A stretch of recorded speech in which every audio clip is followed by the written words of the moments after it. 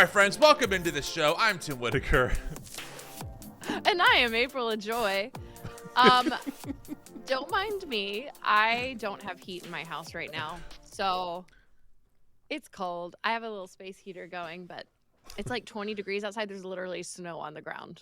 You're really roughing it over there. Your little house on the prairie I kind of feel shawl. like I am roughing it. But you know what? I will just say I'm feeling extra spicy today because I feel like I guess maybe that's my natural instinct to be spicy on the inside to try to warm me up on the outside. Fair. But I know we're going to be reacting to some Oh my God. Christian Nationalist pastors today, and I don't have a lot of patience for it. So just fair warning, you're going to get a different, spicier April today. There's no banter today, friends, because this is a conversation we're going to be responding to. I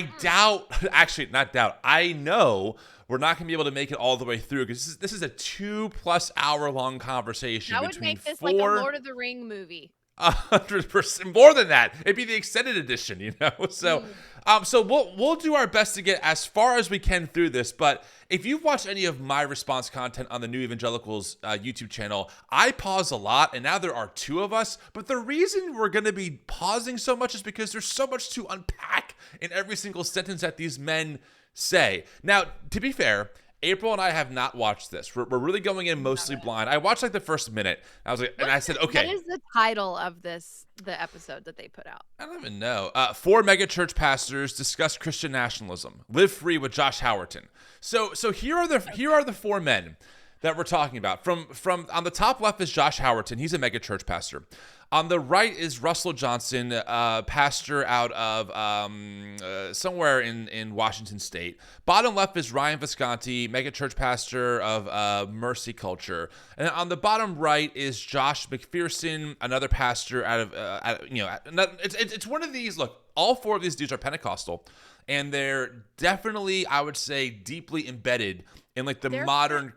I thought Josh Howerton was Baptist for some reason. He's moving more Pentecostal, in my opinion. Oh, let's see. I don't know what but the other 3 are their churches. They're all they're all part of the independent charismatic world. You know, like they broke off. I think some of them broke off from the Assemblies of God at some point.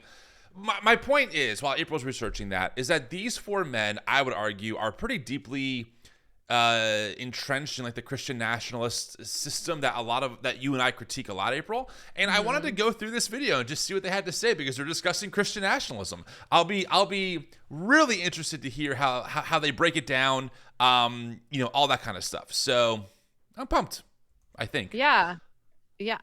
Well, it's weird because I really thought he was Baptist. Hold on, I'm trying to figure out. I don't know how you find this out. Not that this matters, but also Josh Howerton's from the Dallas area. Dallas, Texas, which is where I'm from originally. And I feel like I've seen all 4 of these men in various points end up on Right Wing Watch, or like they've gone viral for terrible reasons before. Like all of them. Yeah, and Josh Howerton especially, he had, do you remember it was like a year or 2 ago, he went like ultra viral because he said that that the wedding day is for the wife, but the wedding night is for the man. And it was just like being really gross and misogynistic. Look, and they're never gonna really apologize for anything. I have found that men like this, broadly speaking, I feel like they can never back down from the assault on their character or on their perceived beliefs, Christian beliefs. And so they're never going to admit, that was a mistake. They might do it privately, but they're never going to publicly say, guys, I rethought what I said about the wedding night being for the man. That was a bad take. Okay. Yeah, so I found a thing that said Lake Point is part of the Southern Baptist Convention. Regardless, doesn't matter. Yeah. I think I don't see that on their website, so they probably are a little more charismatic, like you said, but doesn't matter. Doesn't matter. For the case of the sake of this, they're all Christian nationalist pastors. So our title should be 2 ex-Christian nationalists respond to 4 megachurch pastors discuss Christian nationalism. Yeah. Something like I don't know. We'll figure it out. We probably just need to dive in. Here we go. Buckle up, friends. Here we go. next few minutes, we're going to talk about what Christian nationalism is and is not. Is it something that Christians should be? And then, as you guys have probably seen, like, dude, once you start talking about this stuff, there's like 7 ways that not just people, but pastors, like, just sometimes pretty heavy resistance. And we want to talk about all those things and respond to a couple clips that have gone kind of viral lately. So, ladies and gentlemen, we're ready. What do we think? Let's do it. Any opening comments here? Let's go. Full send. All right. I'm working on finding a picture here, so you keep talking. I'm distracted now. Stop, dude. Okay, let's begin right here because so the question is, let's start here. I did a little debate team in high school, and one of the primary things is whoever controls the terms wins the debate. So, but we need to define what we're talking about when we say Christian nationalism first. A lot of misconceptions on this. So we need to first say what we're not saying. So we're going to toss up a clip here. Get ready for that that with the Perrys, the Gibbony clip. And don't toss up yet. And by the way, I just want to preface this. This is not a dunk on the clip, because actually what I want to point out is we agree. The stuff that you're going to hear from this guy's name is Justin Gibbony. We've interacted a little bit on X and had like I've had good interactions with Justin. Yeah, he's like a moderate. You're going to hear some definitions of Christian nationalism that we would, probably, I'm going to let these guys respond, but we kind of go like, oh, that's not what we're saying. Now, this is a quick clip from a podcast called With the Perrys. Okay, let's go ahead and roll that, and then we'll talk about what we'll respond here real quick. I'll tell you when to cut it.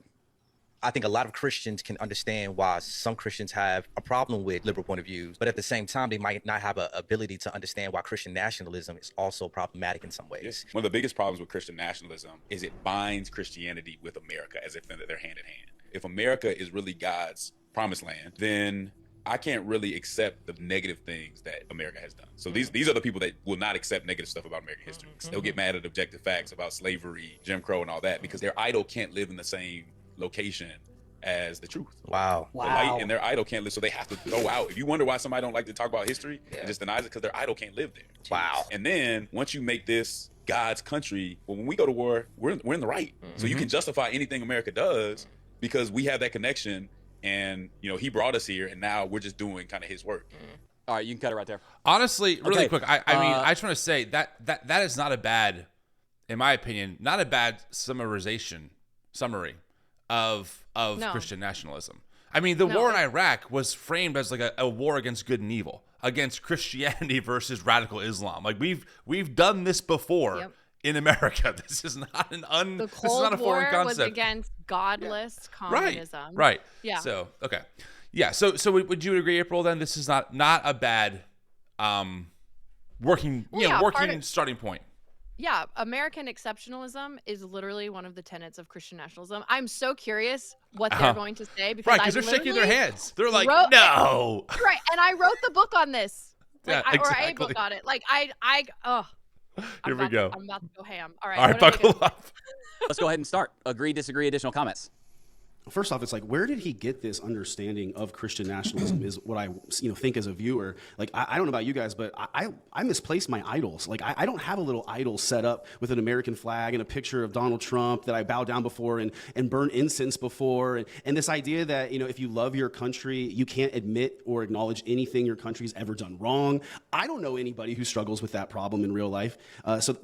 I think America was established by God's providence, and we'll probably talk more about that, but we don't claim it to be the promised land, and we don't conflate America with heaven, where everything will be perfect and sinless. Okay, we need to pause, because that's not what he said. I'm not sure if that was Ryan Visconti. That's not the original claim. No, he did not say that Christian nationalists think that America is like heaven on earth or anything like that. What he did say was that essentially they conflate America and Christianity, which, April, I must say, I did see this clip before. There's actually a clip right here from Ryan Visconti. He actually did an entire sermon on this. Is America a Christian nation? And in the description for YouTube, it says, some people will tell you America is not a Christian nation. Look at how sinful it is. They will say the founding fathers weren't Christian and most were deist. But is that all true? The reality is that America wouldn't exist if Christians had stayed out of politics. In fact, everything that makes America great today is us living in the blessing of prosperity, birth, and morality from God. Okay, so this is what they're doing is actually a textbook example of what a lot of evangelicals do to distance themselves from Christian nationalism, because generally speaking, they would associate a negative connotation with that. But they are actually Christian nationalists. Like what? Like it's like saying, it would be like saying, you know what? I am not lactose intolerant, but dairy really messes up my system. Do you know what I mean? Like yes. They're distancing themselves while literally saying what that guy's saying. Right. It's Right. Also, can I just say for a second, it frustrates me to no end. Honestly, I'm gonna say it pisses me off. It pisses me off. I love it. Spicy April. Spicy April. Growing up, I would go into children's church and youth group or even just services, right? And they're like, anything that you spend more time, thinking about, talking about, putting more energy towards more than like your personal relationship with God and like living out the red letters, that is an idol. I've literally been told like, hey, if you listen to secular music more than you listen to Christian music, that's an idol. If you think more about your boyfriend or your girlfriend more than you think about Jesus, that's an idol. It was never portrayed to me in the thousands and thousands and thousands of hours of church services that I've lived through. Never once were they saying an idol is something that you wake up in the morning and you bow down to. That's right. Like the idea that they haven't made Trump or America an idol because they don't bow down to worship it, it's just so disingenuous and honestly stupid. Like, but April, the thing is though, is that while they're correct that, they didn't, I'm grabbing the screen up real quick. So I got to pull this in real time. While it's true that, they didn't, or that Ryan doesn't bow down to a golden idol, we can't forget that, in CPAC, I think 2023, they brought in a golden statue of Trump. Like, I'm not saying Ryan did this, but the person that Ryan endorses and the person that these men, and I've covered this on the New Evangelicals YouTube. I responded to a previous video from three of these guys about Trump and how great Trump is. They literally baptized this man in a golden statue. And Ryan's like, we're not bowing down to it. Like, are you? Yes, you are. Like, everything this president does, you co-sign as being like from God himself. Right. And maybe they did. I don't recall them condemning that gold statue. I don't recall them, in most evangelicals, condemning when Donald Trump posted himself as a golden statue in his little Mar-a-Lago Gaza AI video. Yep. Do you remember too, at the inauguration ball, there was this lady who painted an image. Yes. An image of Donald Trump while worship music was playing. Yes. And that is a graven image, what that is talked about in Exodus as the idol. Like, it's just okay. I know we're already long, but I gotta share this story because it's gonna hammer home the point from Ryan. Then we'll keep going. So Ryan Visconti is the guy on the bottom left. Okay, his church, I think it's called Generation Church. This is a true story. What I'm gonna tell you, April, is true. 2 years ago, I was at Turning Point USA's America Fest. I go every single year. And this was the year before the election. So, people like Nikki Haley and all other kinds of candidates were still in the mix. Steve Bannon gets on stage in the main room, says that Nikki Haley is as ambitious as Lucifer. Okay. The crowd cheers. And then he says she also wants to run maybe as vice president. Someone from the crowd yells Tucker, as in Tucker Carlson. But in the room, because it was so big, Steve Bannon, and I was in the room too, and myself, I thought that this person yelled F her, like F Nikki Haley. The crowd starts chanting this. Steve Bannon's cheering them on, thinking that they're chanting F her. He even says, this crowd's not a PG crowd, right? He does that. The very next thing was a worship band coming out to sing songs to Jesus. It was Ryan's worship team from his church. And then Ryan got up and preached a sermon. And I'm like, Ryan, how do you not see this? Like, how do you not see this? It's wild. It's wild. All right. You want to keep going? Yeah, We're 6 minutes in. Yeah, geez. I think it's funny I that can't see the screen when this dude is talking there, about bro. Christian nationalism, My bad. I'm sorry. I do this all the time. My bad. Sorry. Here we go. he brings up things like slavery and the Jim Crow laws. It was the Christian influence on the nation that ended slavery. It was the Christian influence Oh of my a God. minister named Dr. Martin Luther King Yeah. who advocated for that civil y'all rights fought against. laws. And Who Charlie Kirk said we shouldn't be celebrating. Like, you gotta be kidding me. Hey, okay, Russell, let me put it this way. It was not the white Christians who were fighting to end slavery. Okay, it was not. We had a literal civil war. The SBC, the denomination that Josh Howerton's apparently a part of, split over the right to own other people. So I'm just saying, y'all, you're in the wrong stream of Christian thinking if you think that your particular stream was responsible for ending slavery. But can I just say, this is how people get roped into Christian nationalism while thinking it's true Christianity, because the rewriting of history and the whitewashing of history literally keeps people inside, where you think that Christians have only ever done good and have only ever been on the right side of history. That's how you're able to believe this American exceptionalism idea that's tied in with Christianity, because you're like, yeah, no, we are the ones that, maybe some indigenous people died, which was unfortunate, but we get this land that we gave them and we saved their souls. Yep. And some bad people wanted to own people, but it was the good Christians who came in and abolished slavery. And same thing with like even the 1930s in Germany. It was like good Christians in America and Europe that fought big bad Nazis. But we were never taught that the majority of the German church supported Hitler. We were never taught that like we basically committed genocide against the indigenous people.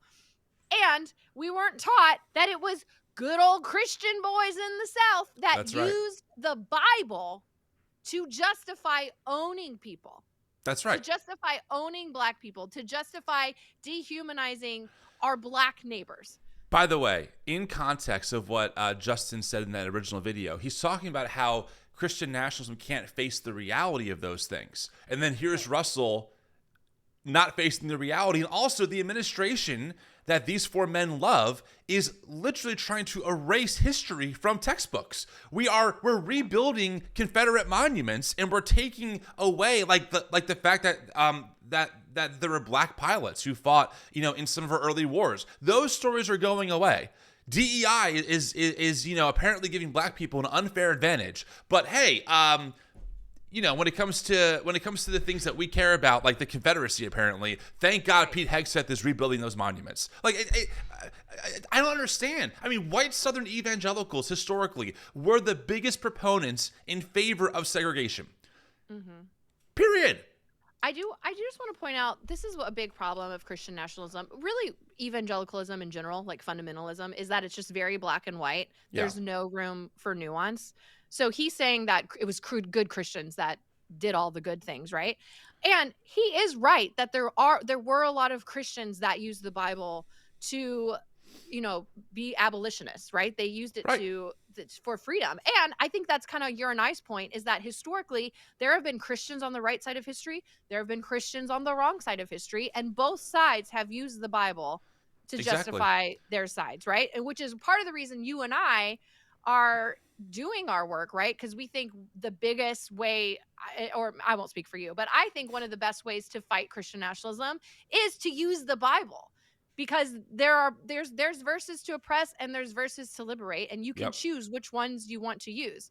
But it's just like we can admit that Christians have been on the right side of history, like he's saying, but also it's disingenuous to completely discount a vast majority of times, a lot of times, that Christians have been on the wrong side of history.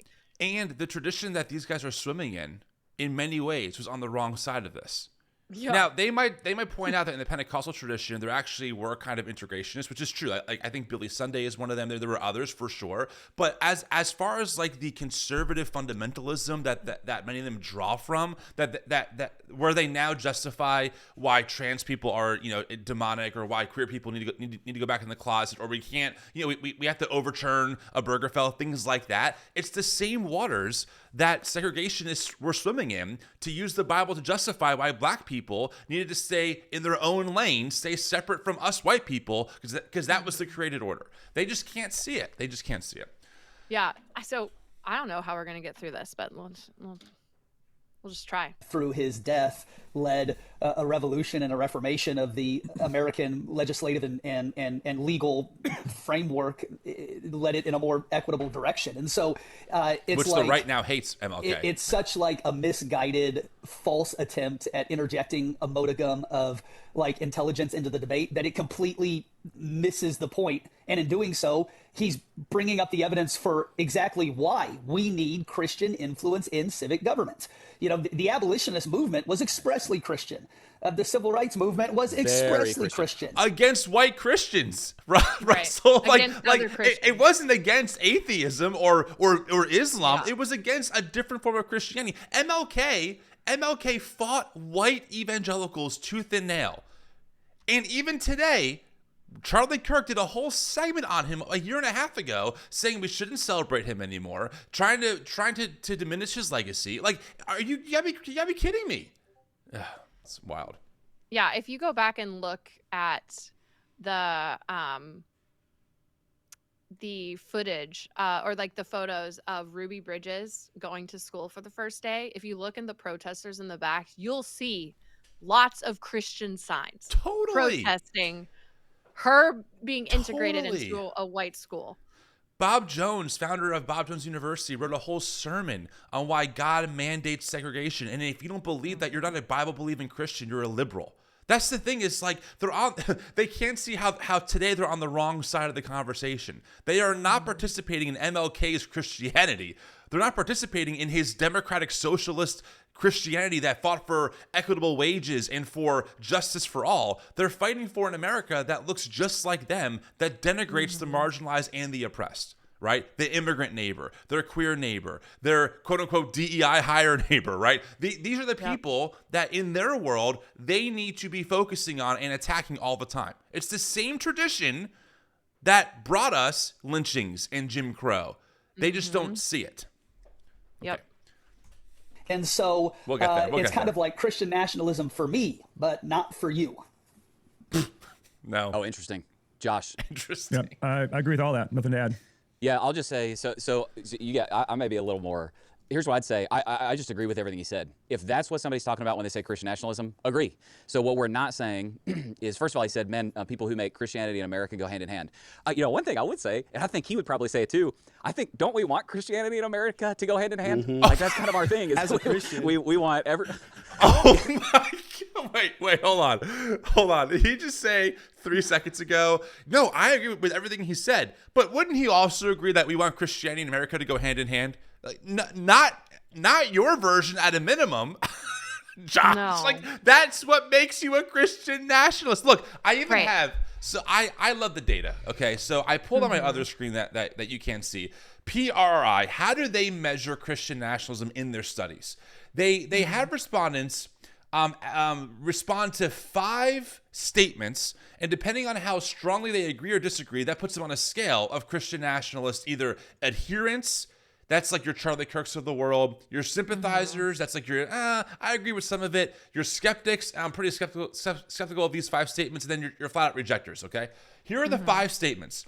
And don't forget, we need to be clear. The word Christian here, or Christian nation, is doing a lot of heavy lifting. They do not mean black liberation Christianity, progressive Christianity, social justice Christianity. They mean white evangelical conservative fundamentalism. That's what they mean. Okay, so here are the 5 statements. The U.S. government should declare America a Christian nation. U.S. laws should be based on Christian values. If the U.S. moves away from our Christian foundations, we will not have a country anymore. Being Christian is an important part of being truly American. God has called Christians to exercise dominion over all areas of American society. These 4 men, at a minimum, I would say, would probably at least mostly agree, if not strongly agree, with those 5 statements. That's how we think about Christian nationalism. And to be clear to Russell's point, I disagree with those 5 statements. We should not declare America a Christian nation. U.S. laws should not be inherently based on Christian values. We can certainly work with our other neighbors on that, but they shouldn't be explicitly that way. If the U.S. moves away from our Christian foundation, we won't have a country anymore. I don't think we were founded as a Christian nation, so I would disagree with that. Being Christian is an important part of being truly American. That's not true at all. And God has called Christians to exercise dominion over all areas of American society. I disagree with that. Mm-hmm. So that's the difference, Well, people, why we're not Christian nationalists, even though we're Christians.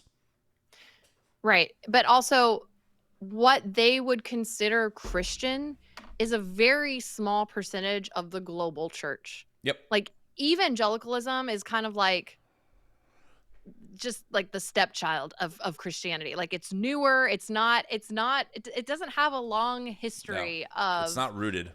Right, it's not rooted. It's very fundamentalist. It's very black and white, and it's mostly rooted in culture war.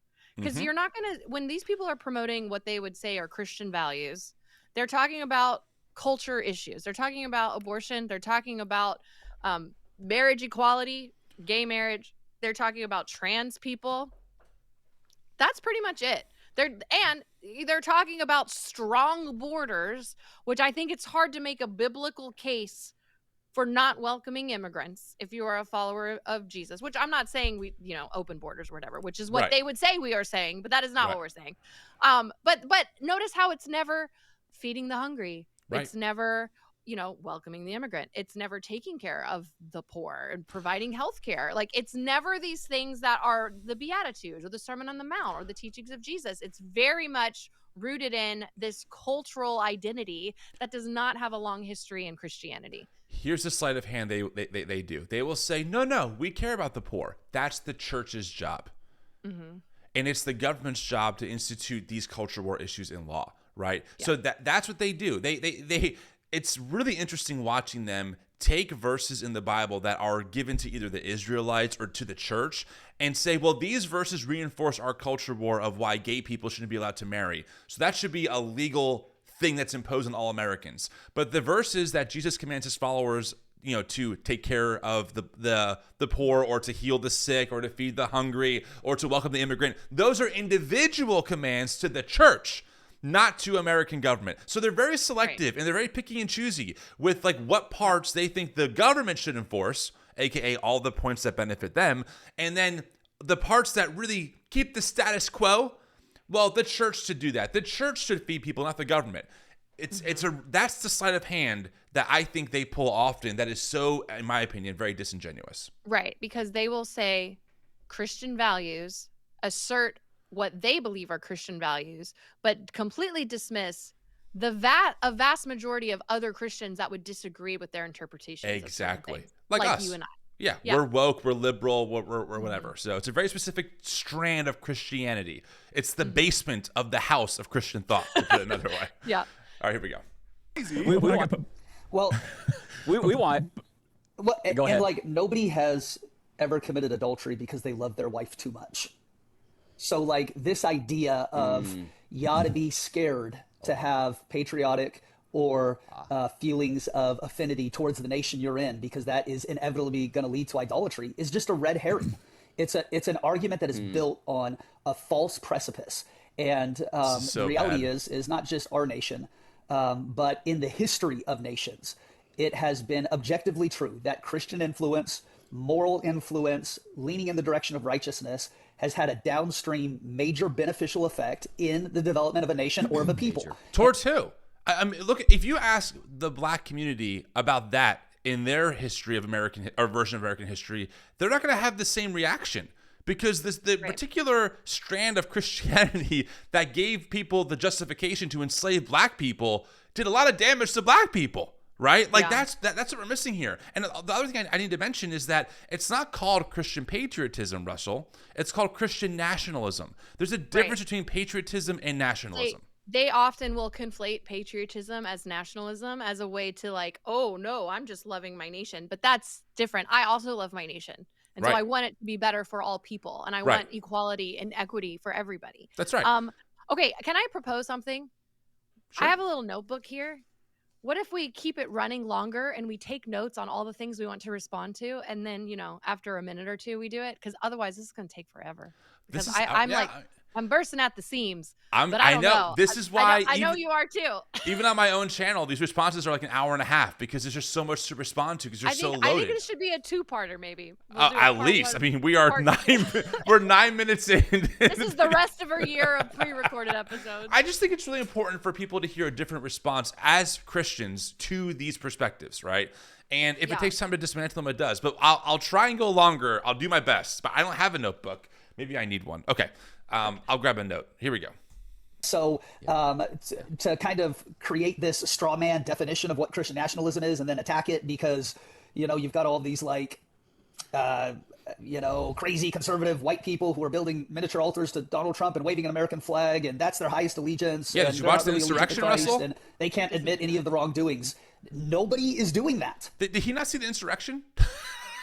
Like we had a Christian flag parading around the Senate chamber in the name of the election was stolen from Donald Trump. I don't know. But also most scholars on Christian nationalism and former Christian nationalists who wrote a book on it don't define Christian nationalism the way he just defined it. It's much more nuanced. But again, you're dealing with people that don't live in and don't have nuance. Yeah. So they're just gonna it's all in bad faith, which is why it's so frustrating. It is wild how he brought up a clip from Justin Giboney, who's a moderate person who runs the AND campaign and not an actual scholar who studies this stuff deeply. Like again, they're not even talking about it on the terms that has been studied and has data behind it. They're pulling a random viral video from someone who doesn't even talk about this stuff a whole lot, and they're going, "Oh, that's the definition. Let's dismantle it."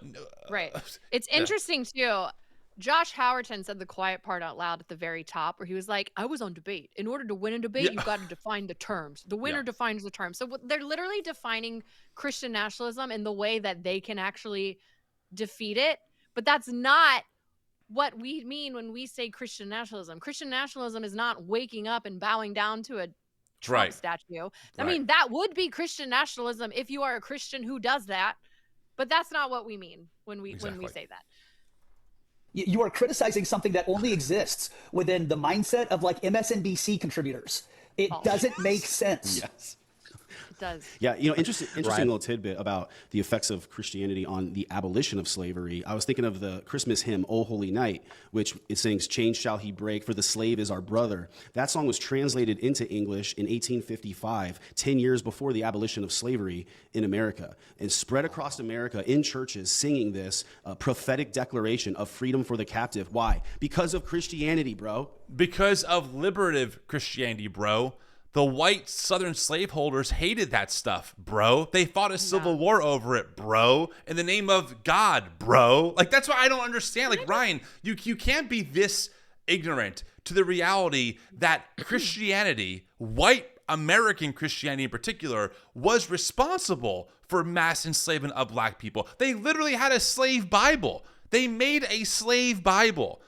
Okay, they had huge theological debates over, well, if the slave gets saved, is his body still in bondage even though his soul is free?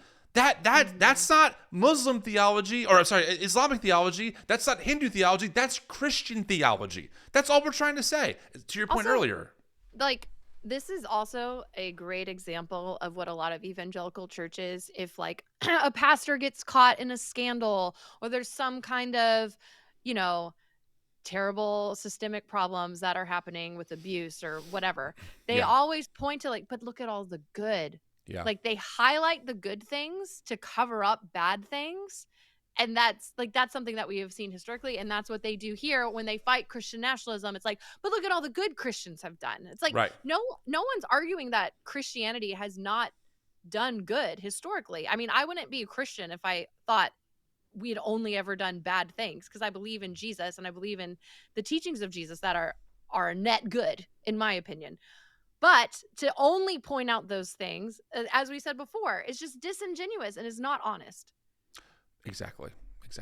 I mean, I would argue that we are doing that same thing as Christians, right? We're fighting for more liberation, more equality for all of our neighbors. These folks tend to want to keep the status quo that benefits them at the expense of their most marginalized neighbors, because in their mind, the Bible is clear. Okay. Yeah, if you're listening, though, not that this needs to be said, but all 4 of these men are white. Yeah. Just saying. I'm sorry, I'm fired up. Okay. You're fired up. Well, let me say a few things we're not saying, because I'm going to go ahead and give away a few things, and I don't know if these guys will agree. These guys are allowed to disagree with me. We're all big boys here. I'm going to say that correctly defined, every Christian should be a Christian nationalist. That's where I'm going to go here in just a second. Correctly defined. So let me say a few things that we're not saying. Okay, go ahead. We are saying we want Christianity to permeate our nation. That's like part of the Great Commission. Okay. So we are saying that. We are not saying that America equals Christianity. Okay, so we're saying we want Christianity to permeate America. We're not saying America equals Christianity. That's not what Justin said. And a second ago, Josh Howerton just said that he thinks that Justin would agree with him that America and Christianity should go hand in hand. So we're just splitting hairs here. Yeah. But okay. This is stupid. Also, all four of these men believe that we were built as a Christian nation. So obviously they believe that America is, and Christianity are completely intertwined in this case. To the, kind of the statement that he made about, man, if you start to believe that America equals God's country, I don't think anybody here is saying that America is the, it's glory breaking in pre-second coming. I don't think any of us are saying that. I don't think any of us are saying that, man, we believe that America and God are so interconnected that whenever we go into war or any action that we take as a country, we're automatically in the right. Is anybody saying that? No, nobody's saying that. No. I didn't think any of you. That's a real ignorant take on what happened after 9/11. I mean, Josh Howerton's older than me. He had to have been aware of all of the patriotism and God and country, and we have to defeat the evil over there. I mean, when he says no one is saying that, is he talking about the four of them, or is he talking about no one is saying that? Right, because I'm thinking about even Mamdani's recent win in New York and all of the Islamophobia that has come out from white Christians of oh my God, it's a Muslim invasion. The Brotherhood is here. Sharia law is taking over.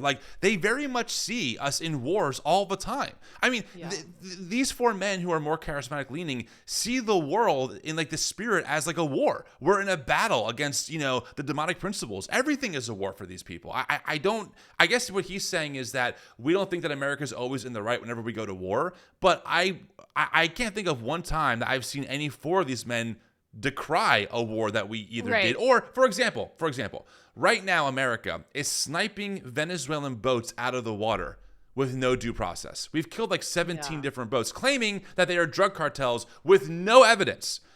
Now, maybe all four of these men have decried such violence, but I'm not sure if they have, right? So, I'm not sure, guys. I'm just not sure if you really believe that. Yeah, and I think, again, just kind of splitting hairs, because you don't have to come out and be like, God's on our side for every single war. But if you are supporting every single war as a Christian that believes America is a Christian nation, right, that's not very different. Exactly. I agree. Citizenship in America, you do not automatically gain entrance into heaven. These are two distinct things. And when we talk throughout this podcast about the concept of Christian nationalism and Christian influence on society, let me just add one thing we do not believe. We do not believe that being an American it equivocates with being a Christian, in that we're not trying to legislate faith that saves through the government or the civic process. We know that you can't do that. Faith has to come from the heart, right? And that's one of the big misconceptions, I think, around Christian nationalism. People would say, well, you need change to come from within through the gospel, transforming the heart. And that's absolutely true when it comes to being saved from hell and entering into the kingdom of heaven. But we're talking about heaven coming to earth, and we'll get more into that, I think, in a minute. Well, that's a key distinction here. And this is what they do this often. So what they'll say is they're separating essentially soteriology, how one is saved, right, with their moral demands that they think has to be put over the country for God to bless the nation, right? So it's actually kind of interesting, because if you really believe that most people are going to hell and that they're going to burn forever and that you care about those people, wouldn't you pragmatically do whatever you could to get them saved? So if you know that your policies are not popular, wouldn't you not do that for the sake of getting them saved, to win them over to the gospel so they don't burn in hell forever? Well, No. I've heard the argument that you legislate, you ban abortion, you ban gay marriage because you take the option to sin away from people that would do that. They have a better chance of getting saved. I've heard that argument also, but also it's just disingenuous. We're we can't legislate faith. No one's saying that, but you literally are legislating what you consider morality that actively takes rights away from people, that causes a lot of harm. That's the key. We're not talking about fighting the billionaire class who's sucking up money from the middle class. They're not talking about things that are harming millions of Americans. They're talking about culture war issues. Trans people are 1%, maybe 2% of the population, and they are laser focused on reducing their rights for no reason. Their life is not affected at all by trans people having healthcare access, right? So that's what we're talking about here, friends. Let's be clear. What they're not talking about is, hey, did you know that like a lot of people go into medical debt and then they go bankrupt because of it? That's an unethical system. We need affordable healthcare in the country. No, they're only advocating for the opposite kinds of policies. Like, it's not about liberation here. It's about control. It's wild. Okay. Whew. And I minute. think at its like foundational definition, Christian nationalism is the conviction that the Christian faith should inform and shape the moral, cultural, and political life of a nation. So when we're talking about the need for Christian influence in the framing of a country, that's what we're communicating. This isn't like the Mormon theology of Christ returning to Independence, Missouri, and establishing the New Jerusalem. I've been to Independence, Missouri. I promise you, Christ is not returning to Independence, Missouri. We're talking about the influence of Christianity permeating every sphere of society, including the political sphere. Thank you, Russell. That is exactly right.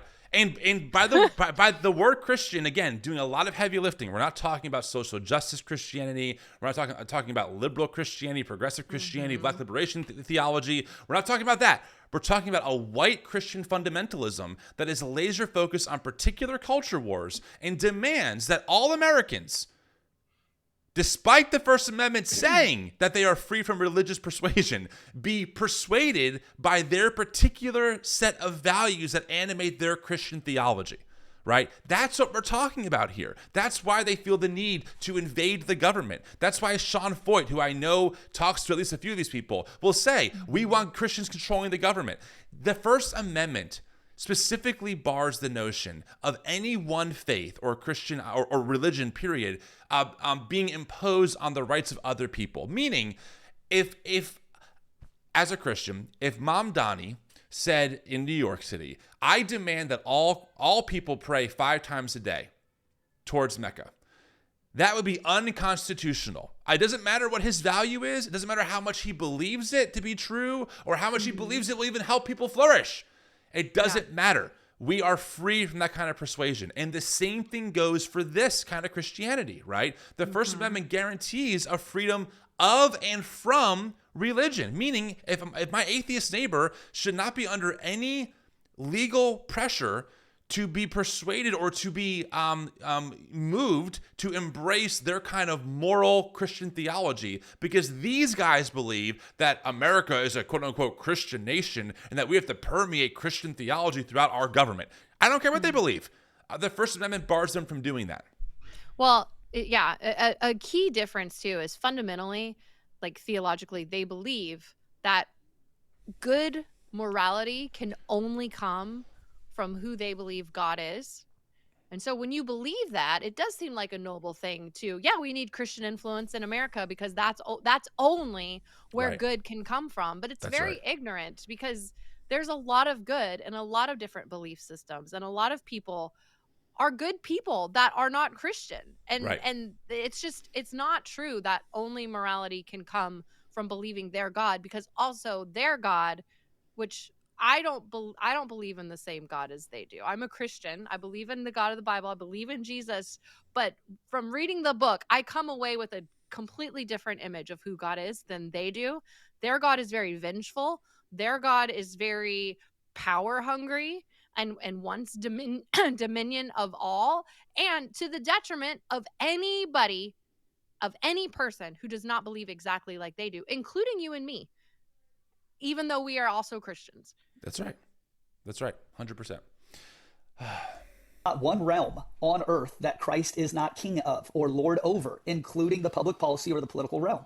And so when we talk about the need for Christians to engage in the public square of civic engagement, and in doing so advocate for Christological values, we're talking about the concept of the idea that righteousness exalts a nation. But not the feeding the poor values, right? Not the healing the sick. Not funding SNAP. Right. Not funding SNAP. Not welcoming the stranger. Like, again, these words, I want people to hear this. These words that they're using have a whole different set of values attached to them than the red letters of the Jesus they claim to follow, right? If Russell believes that there's an imperative to make sure that the government reflects Christological values, the values of Christ, then you would think reading the red letters would inform that for him. You would think that he'd be all about SNAP benefits going out and that, taxing the ultra rich, because the rich often, almost every time, exploit the working class to gain these riches, would be taxed higher to fund those programs. You would think that in the world's wealthiest country, affordable healthcare would be a priority for these four men, because again, Jesus told us to heal the sick.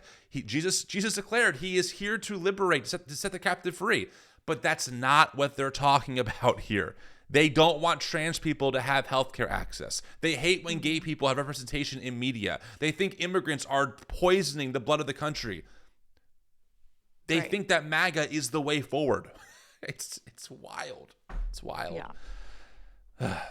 And that this nation is a better, more free nation for all people when we lean in that direction. This is not some sort of top-down, militaristic, convert or die. We're going to outlaw freedom of religion, and everybody has to pass a theological test in order to be a citizen. Someone hasn't read Stephen Wolfe. Nobody is advocating for that. Stephen Wolfe is. You have Doug these Wilson people, on the left, or at least who think in incorrect leftist ways about this framework, who set up this scary straw man of what all these Christian nationalists are trying to do, and then pride themselves in tearing that down. And it's what are you talking about? Sorry, pause. Go ahead. I know. I said we should let it run more, but it's hard, isn't it? It's hard. I know. Okay. I know. It's So hard. first of all, it is not true that no one is advocating for that. As you said, Stephen Wolfe wrote a whole book on advocating for that, He wants including atheists in jail. punishing who he considers heretics. Yep. You and I. Yep. Also, these four, I would say, are a good example of the more, I don't know if moderate is the right term, but your more average Christian nationalist, right? Mm-hmm. They think what they're doing is just being good Christians by wanting well, obviously we'd want Christians to be in control of the government because that's what a good Christian would want. That's a little more, I think in some ways it's harder to have discussions with them because they don't have a full understanding of how bad Christian nationalism could be, because they're pretending it doesn't really, that version doesn't exist. But it's also they're not in the Doug Wilson camp, but there are a huge growing influence of Christian nationalists that want to repeal the 19th Amendment, then take the woman's right away to vote. So, but they don't ever call those people out. So what they're doing is they are debating Christian nationalist terms. What is this guy's name? Russell. Russell. So he's just now saying that the stuff that we are fear-mongering about, quote unquote, isn't true. But Project 2025 is right there. That is a Christian nationalist playbook. So it's disingenuous to say that those people don't exist or that ideology doesn't exist, because it absolutely does. And these four give cover for that extremism because they don't ever call out those extremism. They call out the people that are like you and I, who are warning, hey, if we give an inch to this movement, that is where this leads. Because that is where this leads. Look at Tucker Carlson, who we posted a video last week of him interviewing Nick Fuentes, who is a neo-Nazi, who has openly praised Hitler and Stalin. That is yes, he's an extreme, but that is where this movement leads to. Yeah. I would love to know, and I haven't seen content, so maybe they've already addressed it, but I would love to know if these four men support repealing the 19th Amendment. I would love to know what they think about women's rights to vote and if they're going to fight for those rights, or if they think, no, I think in a Christian nation, it should be what's called the household vote. Yeah. Also, maybe just some education here for the audience. So there's kind of like two factions of Christian nationalism. There is this more, it's called like Reconstruction version. This is your Doug Wilson's, your more like reformed leaning kind of Christian nationalists.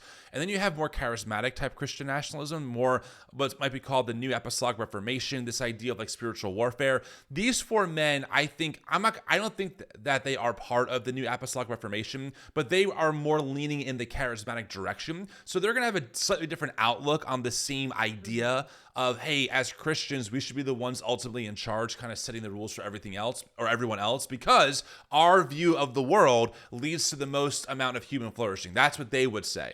And that's kind of how they get there. And when they say like their version of Christian nationalism is heaven on earth, like that is actually it is a tenet, an ideology of Christian nationalism and dominionism. Right. But heaven on earth for who? Exactly. It's heaven on earth for white men who get to be in charge of everything, who have to have women be subordinates under them, who get to dictate all these laws, who get to punish homosexuality and punish women who want reproductive rights. Like, it's not hell on earth for all. It's hell on earth for the kids in Gaza. All four of these men are very pro-Israel, right? Like I would say to a major fault. So it's not heaven on earth for the kids in Gaza right now. It's not heaven on earth for the people who relied on SNAP benefits. It's not heaven on earth for the people who can't afford health care, right? Yeah. Great. It's a great point. Heaven on earth for who? Okay. Heaven on earth, like mass incarceration. Yeah, exactly. We could be here all day. Exactly. Fighting a boogeyman that doesn't exist. You know, the bare basic idea that Christians and Christianity should help frame in the moral governance and civic values of a nation is, number one, not a new idea. Number two, not a radical idea. And number three, clearly prescribed in the pages of Scripture. And then one more thing I'll say is this. You know, I don't know where in the Bible he gets, make sure you take over the government of the nation you're in and impose your version of like Christian fundamentalism. But okay. When Jesus was again, arrested, if that's true, then the verses about how the wealthy who oppress the poor should be taken care of would apply then, right? Or the feed the hungry part would apply then. So again, it's a huge contradiction. Like even by Russell's own standards, if the Bible is the playbook here, there's a lot of things you guys are intentionally leaving out or just ignoring, like the welcome the stranger part, like the woe to you rich rulers who exploit your labor for unfair wages, judgment is coming for you. That part suddenly, that's in the Bible? I had no idea. It also just completely ignores the entire existence of the early church. That was never about taking over the government to make it Christian. It was very like grassroots, house churches, like the idea of a mega church. I think there's nothing in the Bible that justifies the way that modern evangelicals do church. The mega church structure is a modern evangelical idea built more out of capitalism than from the early church model, to be clear. So, okay, here we go. Can't get born again because they don't have souls in the same sense that a human does. So it's like when somebody says, do you listen to Christian music? It's like, well, I listen to music that is written by Christians that glorifies Christ, but no, a music label can't get born again. You know, we are talking about Christianity impacting a nation, just like we would talk about Christianity impacting anything else, from art to music to you name it. There's Christian influence all around. And so this is not a radical or new idea. This is a tale literally as old as time. And when people allow like the talking points of the militant left to impact their epistemology, then they come out with these like statements or podcast clips that might sound like revelatory in nature, but are actually just like completely missing the point of what everybody else is talking about. Just a reminder, thousands of people stormed the Capitol on Let me add a January few things 6th. to what Russ just said that we're not saying Christian nationalism is, and then let's move on and define it, and then let's start dealing with a lot of the attack vectors. We're also, I don't think any of us, let me get a head nod on this, yes or no, none of us are advocating for a state church. So that, hey man, there's a unification of state and church. Correctly defined, I think all of us strongly agree with the separation of church and state correctly defined. Yes or no? 100%. No. Yes. Okay, yes. We're also not talking about, I've seen a little bit of this. We're not talking about overturning the United Paula White literally has her own faith office in the White House. Yeah. So yes, maybe it's not an official state-sanctioned church, but regarding the amount of privilege these Christians are getting to major power is unprecedented compared to any other religious group. Well, and they only believe in the separation of church and state in one direction. Exactly. They don't believe the government should be involved in church affairs, Right. right? But they don't feel the same way about the church and the government. Right. That's right. That's right. In fact, they demand that the church influence the government to bring heaven on earth. Hence the Christian nationalist part. Its constitution. I think everything that we're talking about in the next few minutes are things that can be accomplished within a constitutional framework.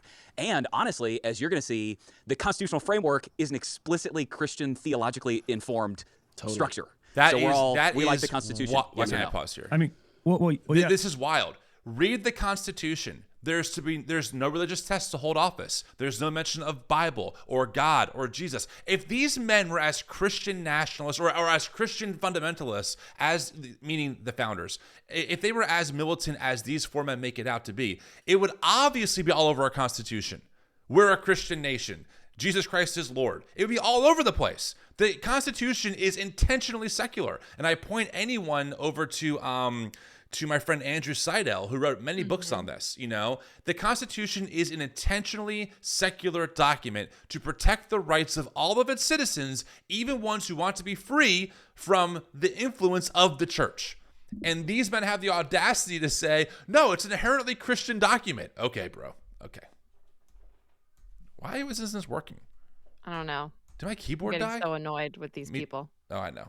Yes, and this might get into it later, but you go My to, keyboard died. if you go to where Congress gathers and where our Speaker of the House sits and where our president stands to give the State of the Union.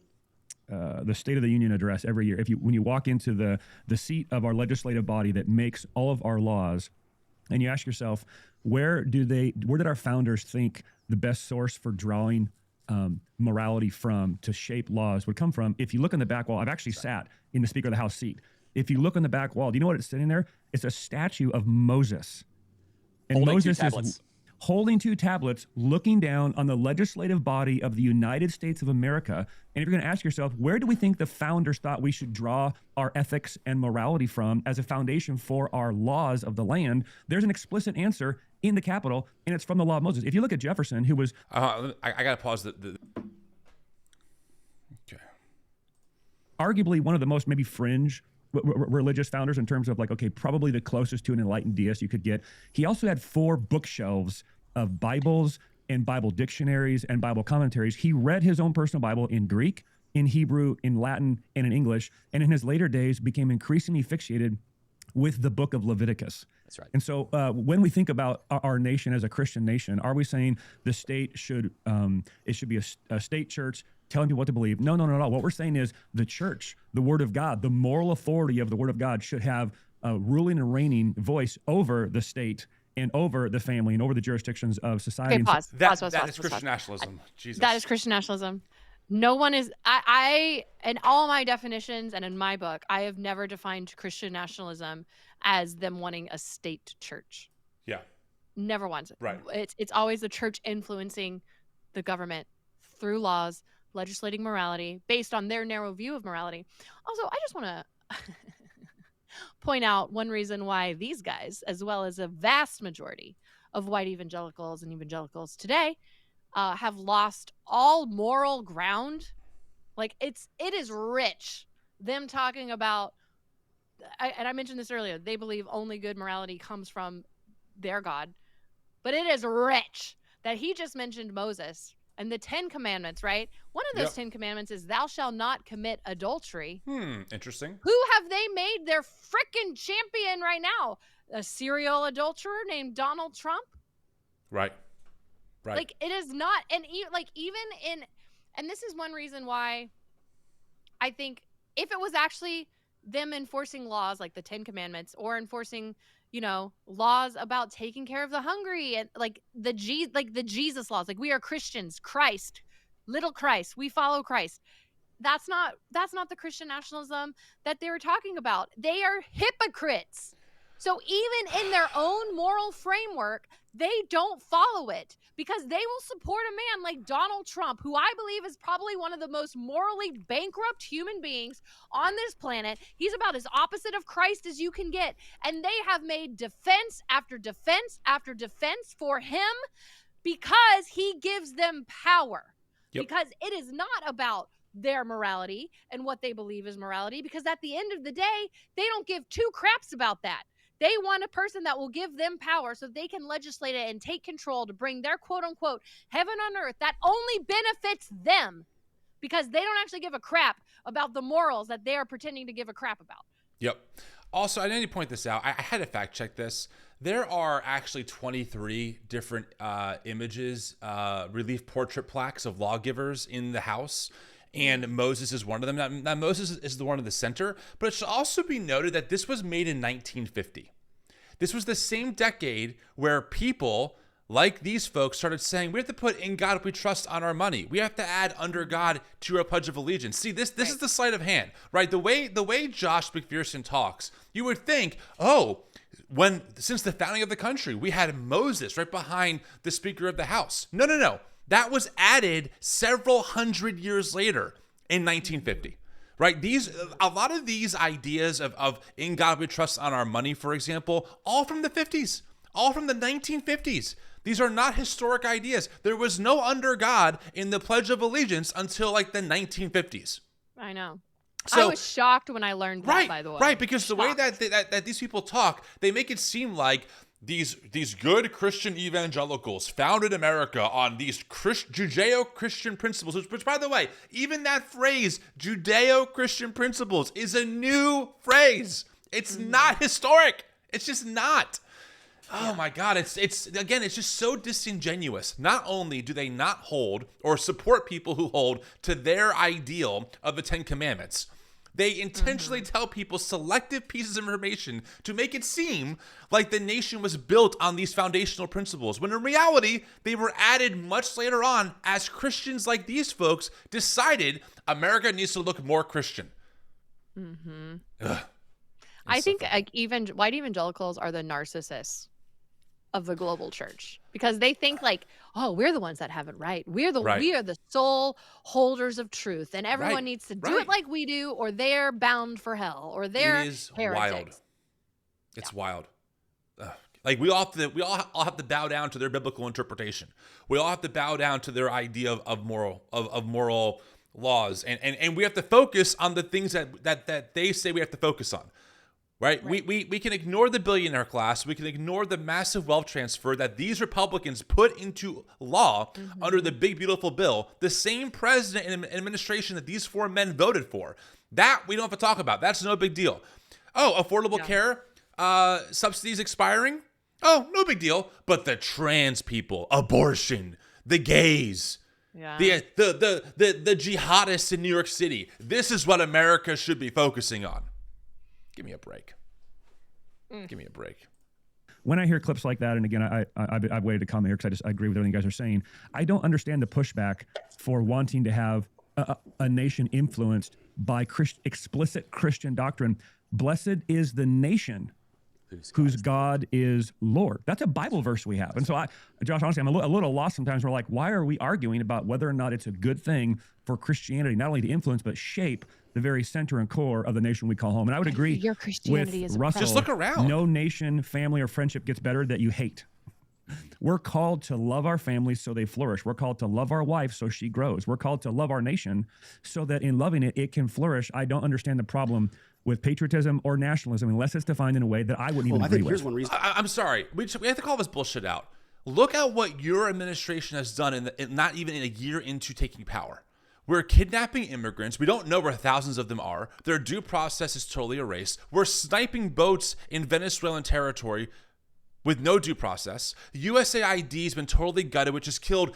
Estimates put hundreds of thousands of people have died because of the food that was being pushed out by USAID to other parts of the world. Our commander-in-chief is posting AI videos of himself taking shits on actual peaceful protesters. You're telling me that this is what human flourishing looks like? Grocery prices are higher than they were a year ago. The job market has tanked. Like, Not look to mention around. the big beautiful bill and the Republicans wanting to gut healthcare for millions of Americans. The Republicans literally lied to the American people, trying to make it seem like there was no funding for SNAP during a government shutdown when there indeed was. RFK is pushing vaccine bullshit that is actually costing lives. There was a huge measles outbreak in Texas because of it. I want to know how they think we are currently flourishing under this regime that they think God is using to promote the human flourishing of America. Also, I want to point out the reason why, even just based on his bad faith definition right there, like, why wouldn't anyone want, a moral God to be in control of the government and laws or whatever? It was like, this is why. It's because, as we mentioned, I feel like we're repeating ourselves because they're just bleh. Hypocrisy. They don't actually care about morals. And they are so black and white that they would choose. I really believe that they have made their biblical interpretation of what they think the Bible is an idol, because they 100%. Will choose that book over a human person and a person in front of them who is suffering.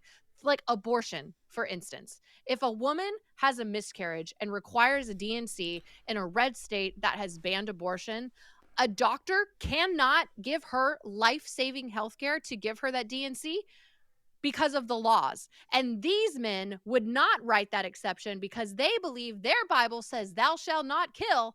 And for whatever reason, they're not going to look at something that should be nuanced, because abortion is a very nuanced topic. It is not black and white, but they will choose their book and their black and white ideology over the woman in front of them who will die unless they make an exception for her.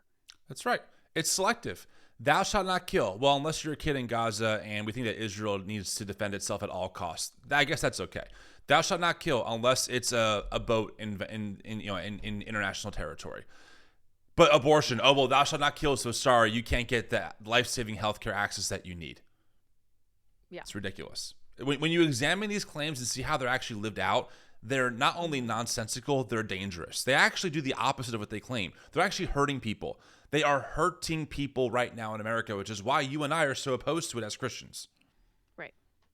Why there's a problem with it. It's because there are people who want the approval of godless people more than they want the approval of God. And so they hear this idea, like, you're a Christian and you want your Christianity to influence America. Like, they hear this question from progressives and leftists, and as a people pleaser, someone seeking the approval of man, they go, oh, no, not me. Like, I don't want a version of Christianity that messes with your sinful life in any way. I don't want a version of Christianity that in any way projects itself onto society. I want like a safe, non-threatening, like politically correct Christianity that allows for all manner of debauchery. And that's what people, I think, are overreacting, what causes the overreaction on some level.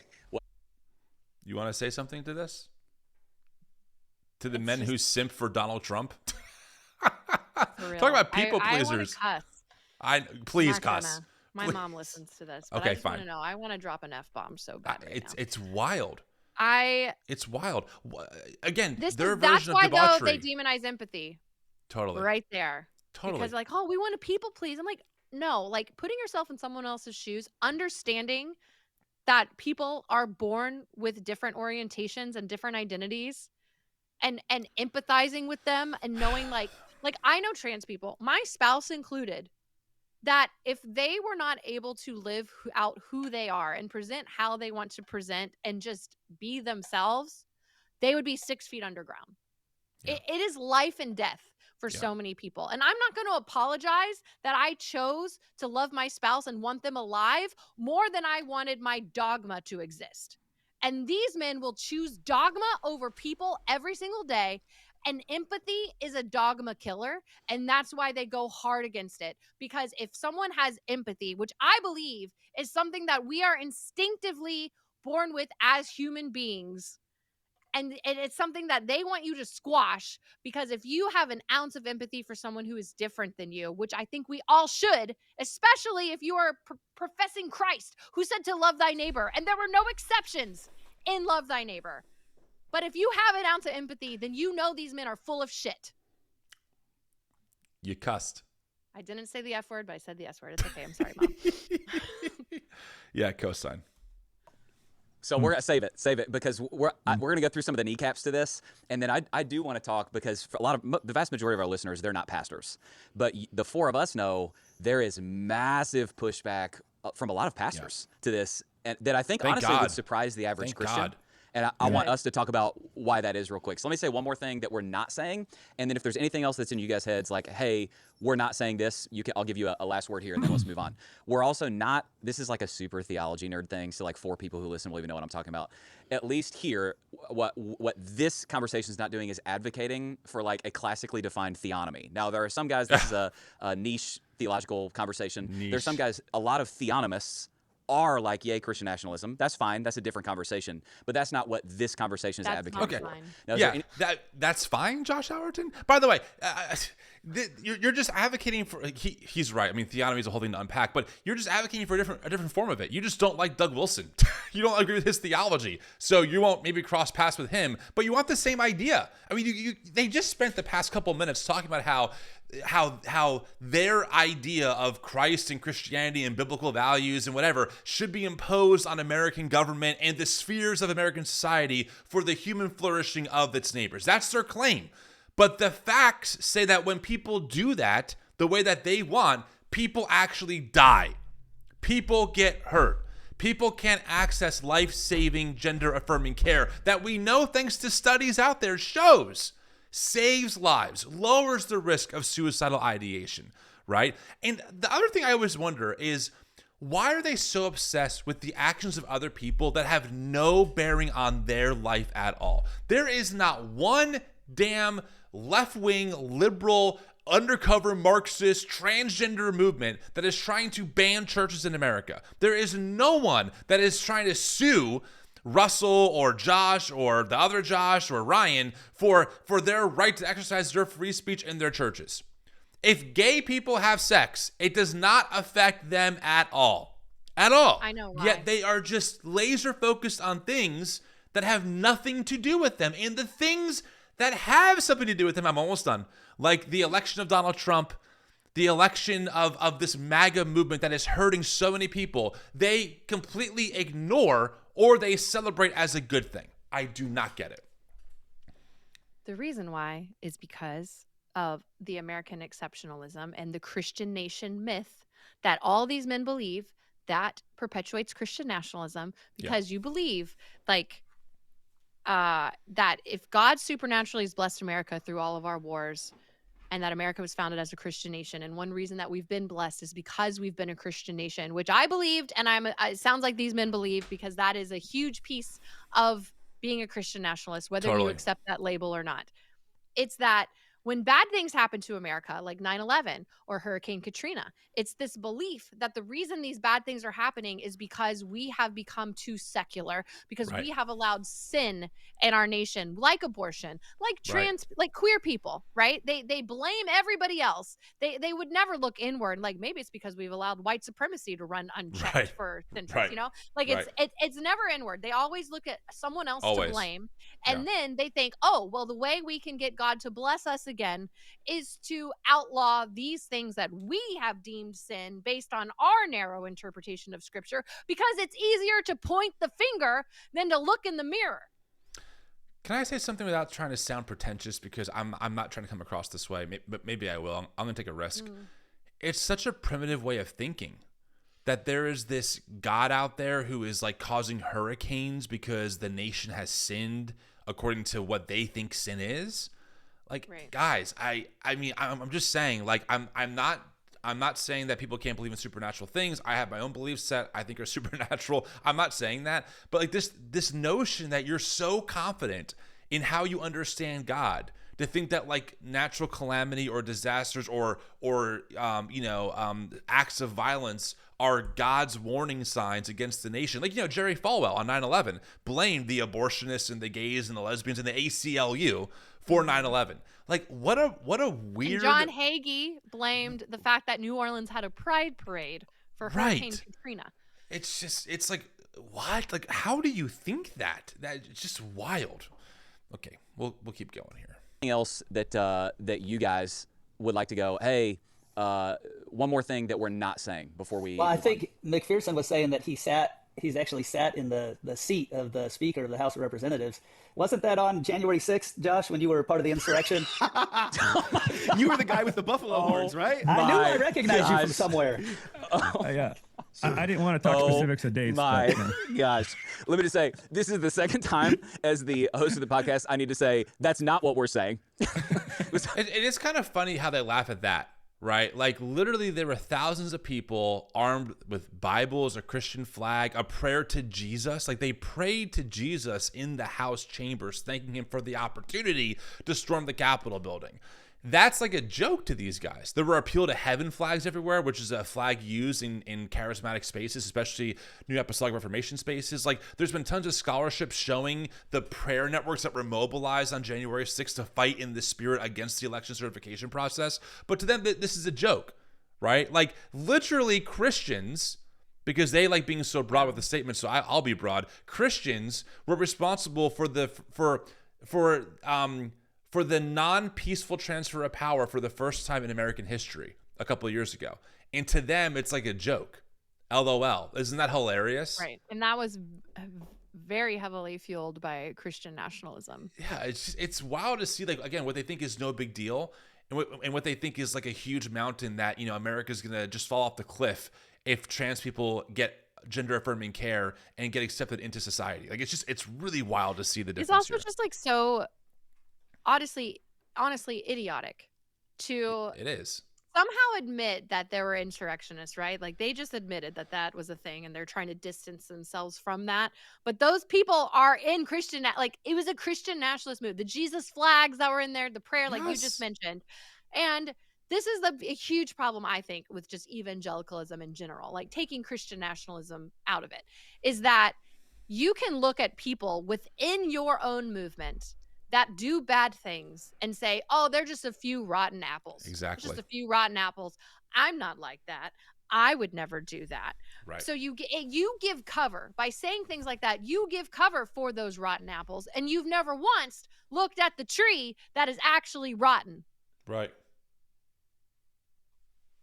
So anyway, how far into this are we, might I ask? I'm afraid to tell you. 22 minutes. Oh my God. Let's go a few more minutes. Do we want to get through what he's not saying, and then we could stop it there, and then we could do a part 2 later? Because I mean, how long have we been going here? It's only been an hour and 15 minutes. Oh my gosh, I feel like I need to go watch something wholesome after this, like Vanderpump. Let's go a few more minutes, and then we can land the plane. And friends, if you want a part 2, put it in the comments so we know that you're actually enjoying this, because I like doing this, but if you don't care about it, it makes no sense to do it publicly. April and I could just do this privately and curse all the time. Or we can just do it. It's our show. Our names are on it. You're right. It's our show. It's not your show. Just say it. I mean, we also will care about your input. Please like us. Okay. We're canceling out both NAR and Jan 6 participation. Okay, so that's good. So he said NAR. So he knows NAR. That's good to know. Yeah. Let me corral the troops here. Okay, let's Josh, show this. This might be sidetracked, but Yeah, go ahead. I'm not sure I agree, disagree with what you just said. When you say theonomy, what are you meaning? So what I'm saying, it's kind of the thing of like, hey, not every square is a rectangle, but not every rectangle is a square. I can't remember which way it goes. Not every rectangle is a square, but every square is a rectangle. All theonomists. This is a niche Reformed theology discussion. All theonomists What'd I tell you? are Christian nationalists, but not all Christian nationalists are theonomists. So theonomy is obviously the belief that, hey, it's kind of the old, it's like OG, this is like super niche, OG like Rushdoony, that actually all of the civil laws given in Deuteronomy, that we should be having those exact same civil laws translated into society today. Now, there are some guys who would agree with that. They would be like, yeah, and I'm a Christian nationalist. But William I'm saying Wolf. the Christian nationalism, we're defining it considerably broader than that. Does that make sense?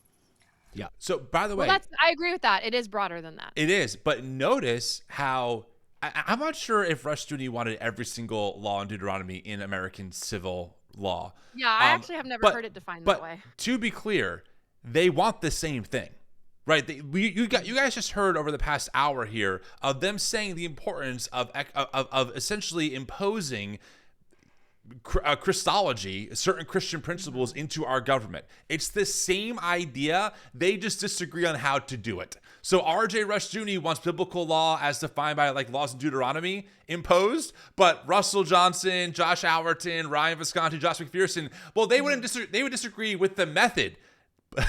Right. Not with this is where I think another reason why, as a Christian, I push back on Christian nationalism is because the Bible, depending on who is holding it, can be a tool of freedom and liberation, or Right. it can be a tool.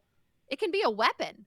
It can be a tool of oppression. If you were to take the Bible literally, you can come away with justification for slavery, as we saw back in the Civil War. You can come away as a justification for men owning their wives. You can come away with a justification for polygamy. You can come away with a justification for stoning your rebellious kid. Exactly. You can come away Exactly. with terrible justifications, which is why. So these people would say, we believe in a Christian nation, right? But they do the whole prescriptive versus descriptive, right? Right. Like, oh, well, we don't follow that because that's just describing a law that we don't follow anymore. Prescriptive means we follow that because that's prescribing a law. But literally, the Bible makes no distinction for that. So depending on who were to be in control, if you do get this Christian nation in this Christian nationalist heaven on earth, it could be very, very bad for their wives.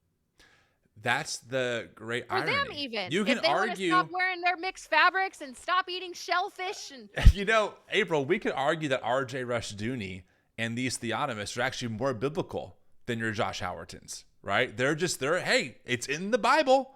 It is honestly, in the Bible. They're a just piece more of me biblical. that respects the people that are consistent Totally. in their fundamentalism. Totally. Right? Like, although I completely disagree with it, but like at least you're committed to the bit and you're not cherry picking. Like when Joshua Hames, we responded to him 2 weeks ago, right? When he talked about how actually the Bible doesn't condemn slavery, and him and I are like, yeah, we totally agree. Although we have very different reasons why we agree, and also different outcomes. Yeah, conclusions. Thank you. I'm like, where's the word I'm looking for? But I appreciate him being consistent because he's right. The Bible does not condemn slavery. It only regulates it at a minimum and endorses it. You know, so I actually appreciate that, Josh, that you're actually being honest about what's in the Bible, because it is funny watching these men be like, well, look, we're not theonomists. We don't want the Levitical law imposed on all society, but we just want our version of Christian principles imposed on society, so we're not as extreme. It's like pot, meat, kettle. You open the door for them, you know, then you open the door for the theonomists. You open the door for the more extremists, because I don't hear them condemning that. No. I mean, I'm still waiting for them to hear or talk about, you know, how a women's right to vote should be fought for and not. And maybe they will, you know, maybe they will. Maybe we just haven't got there yet. Exactly. Okay. Okay. Can I keep going? Yeah. Sorry, I didn't mean to interrupt. I think that would be a fun conversation to go down the hole of at some point. I don't think it's as niche as you think, and I do think Christian pastors specifically need to consider more carefully. There's a difference between sin and violating the law. But for a large portion of our history as a nation, many things the Bible called sin were also illegal in our nation. Now, I don't think it should be illegal to covet your neighbor's stuff, because who can know what's in the heart of a man? But it should be illegal to steal your neighbor's stuff. Yeah, which it is. Of course. It shouldn't be illegal to have lustful thoughts, because who can know the mind of a man? But should it be legal to sleep with another man's wife? Well, I mean, that's an interesting question, right? I mean, like, do we think that our country flourishes when men sleep with other men's wives? It was illegal fundamentally, in America no. for multiple years. It was illegal for a large portion. Sodomy, adultery, stealing, these things were fundamentally illegal in our nation for many, many years, drawing from the laws of Deuteronomy. Now, McPherson is going down the theonomist path. Okay, I'm going to watch his journey long term. Oh boy. Okay, so again, I agree with him though that it's not as niche as Josh Howard. Totally agree. Totally agree. I mean, look at Pete Hegseth. By the way, stealing is illegal unless you're a billionaire. Just want to point that out. You know, billionaires are allowed to steal tons of tax subsidies from the American people. They're able to use loopholes that people can't use to steal all kinds of money from people. Yeah. But I digress. I don't want to get too far on the rabbit hole, but it's an interesting conversation to have. Well, totally. I'm not disagreeing with any of that, Russ. And it actually is still illegal. Like, for example, if you're in the military and you commit adultery, it's something that you can, essentially be court-martialed or disbarred or lose rank for, practicing immorality. And so, like, I think the broader conversation here is how did our civic law appear? Well, our civic law appeared downstream from the founders' understanding of moral law. And so, certainly there is like a connection between those two. The way that our legal system is framed in America is not in some sort of like libertarian vacuum of secularist values where it's just like, oh, these are like common sense things. Well, it's actually not common sense. human nature, unredeemed human nature, goes in the direction of destruction, goes in the direction of stealing, goes in the direction of adultery, goes in the direction of Well, it can, but not always. off. And it can, but not always. I agree that we need a government to regulate those kinds of things, especially the stealing part. Isn't it interesting, April, how so far all the things that they're referencing are like what individual actions can do, like having affairs, which, by the way, I would agree is a bad thing. But again, no talk about like systemic issues. Like there's no talk about the massive problems most Americans are facing today. No talk about the unaffordability of healthcare. No talk about the fact that we can't find livable wages. It's impossible to own a house, affordably right now. Trump proposed a 50-year mortgage. Like that's how bad things are. A 50-year mortgage, right? No talk also, about that stuff. I looked it up. Having an affair is illegal for military members, but they said it's usually only prosecuted if it has shown to be to the prejudice of good order and discipline. So basically, as long as if it caused problems in the military, it would be prosecuted. Sounds like it's a look away most of the time. I wonder like it is in the evangelical church, mind you. I wonder if these men want gun control. They seem really like big on like making affairs illegal, which I'm not sure how that would stop an affair, frankly. I would say though, it's refreshing to hear them be so strongly against adultery, because I agree. I think cheating on your spouse is not a good thing to do, especially multiple times. You can hurt a lot of people. So I'm expecting them to completely condemn Donald Trump and stop their support. Yeah, I mean, I do think that if you sleep with an adult film star while your wife is pregnant, it's probably one of the most egregious forms of adultery. I definitely try to pay off said porn star. And lie about it. By the way, and lie about Donald Trump has asked the Supreme Court to overturn his conviction with E. Jean Carroll. I saw it. My God. I saw it. I hate it here. Why are these men not talking about that? I wonder. Who kind of frame out the legal or the jurisprudence understanding for the American experiment are drawing expressly on moral law as they see it from the scriptures. That's not true. It's from European Enlightenment law mostly. Okay, I need to say that. For people who don't understand that, or they're just like bad at history, that's why like they have a problem like synthesizing this argument for the here and now, because they actually fundamentally misunderstand history. And so like when, by the way, can I just make an easy point to debunk this? If that was true, why does the Constitution allow freedom of religion? Why does it allow people to worship false gods? Why does it allow free speech? Free speech is not a biblical value at all.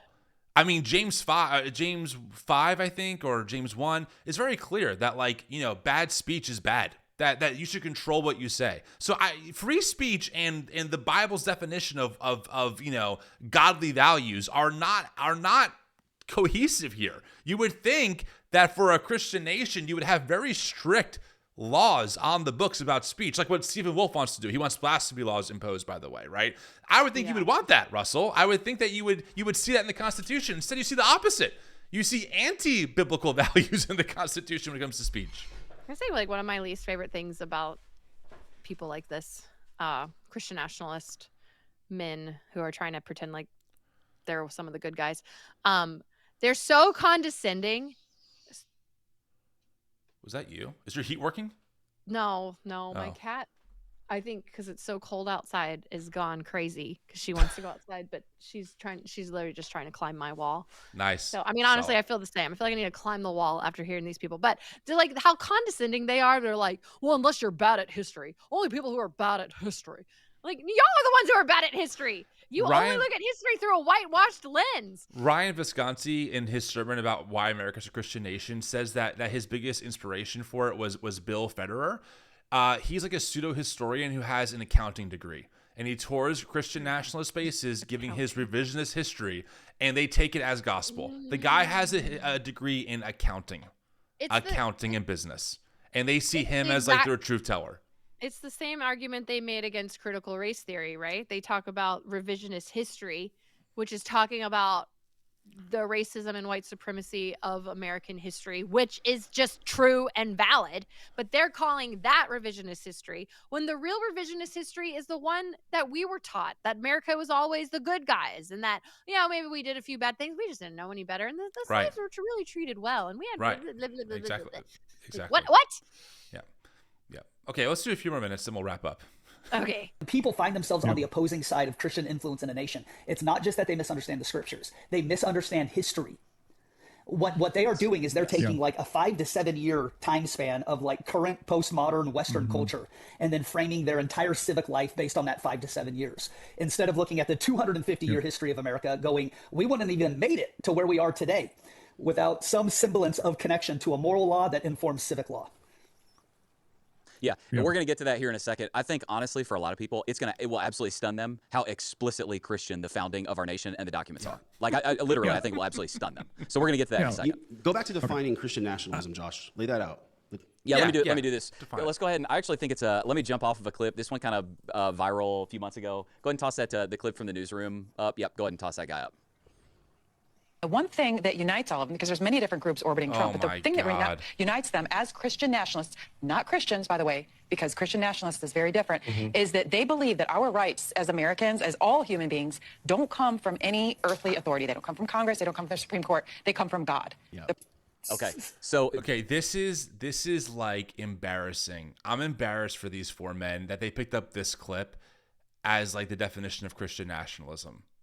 I'm embarrassed for them. Because this clip was even rejected by Christian nationalist scholars as not really a great take. So even the people who are writing the literature on Christian nationalism were like, yeah, this isn't a good take. But for them, this is their smoking gun. But which, by the way, but again, I just want to say, Christian, there's no one definition for Christian nationalism. That is true. Sorry, I cut you off. I apologize. Oh no, go ahead. Say what you're gonna say. No, I was just gonna say that in the Declaration of Independence, it says we the people, right, are here to form a more perfect union or government. That's where the rights come from in the Declaration. We the people. The people are the ones who form the government, who make the laws, who reason together. So I would even agree with that person's point that, our rights and stuff in America come from how the government is set up and how we reason these things together, our Constitution. But that wouldn't be an inherently distinctive piece about being a Christian nationalist, that you believe our rights come from God necessarily. Does that make sense? Yes. But I would say she kind of hit on a point that we mentioned earlier, where they do believe that all morality and authority does come from God. And that's why they, again, would choose dogma over human beings. It's a piece of it, but it is by no means the full definition. And to be clear, so far they have not engaged any actual scholarship on the topic so far. Let me riff on this, and let me give a definition of Christian nationalism we're going to work with, and then you guys can agree or disagree. So first of all, what we would like to point out is that our founding documents literally say that we hold these truths to be self-evident, that all men are created equal and endowed by their creator with certain inalienable rights. So she's saying it's Christian nationalism to believe that your rights don't come from government, they come from God. That's literally in our founding documents. Let's just say that. Number two, let's point this out. This is a serious conversation. MSNBC is not sending their best. Let's just get that out. They're not sending their best. Let me just say a few things. Number one, what we have to understand is that if the government gives you rights, then the government can take them away. That's right. So this is what we really need to understand, is that once you stop believing in any higher authority than the government, then the government becomes God, and if they give rights, then the government can take them away. That's interesting, because they seem really hell-bent on taking over the government. It's almost like they acknowledge that the government has the immense power to give or take away rights, but as long as they're in control of giving and taking away those rights, like the right for gay people to get married, that's fine, because they represent God. This is kind of like the mind-bending part that we have to kind of call out. These people tend to see themselves as representatives of God himself, right? Yeah. So if they take over government, they become the authority because they represent the values of God. That's why it's okay for the right to abortion to be eradicated from our government, right? Because, we're speaking on behalf of God. So they're fine. They're fine with the government giving and taking away rights, as long as they're the ones who get to call the shots on what rights are given and taken away. That's the great irony about all of this. But again, they're also doing that same thing we talked about earlier, where they're focusing on things that prove their point, right?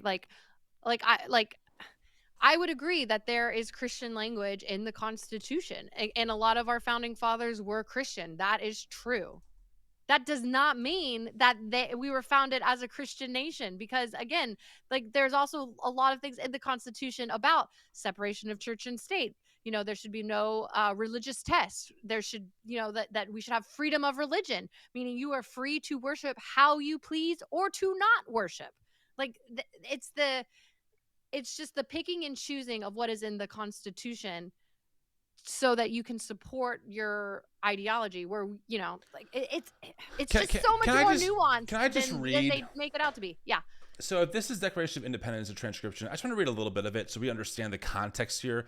We hold these truths to be self-evident, that all men are created equal, okay, including the slaves. But again, these men didn't see it that way, right? Think about that.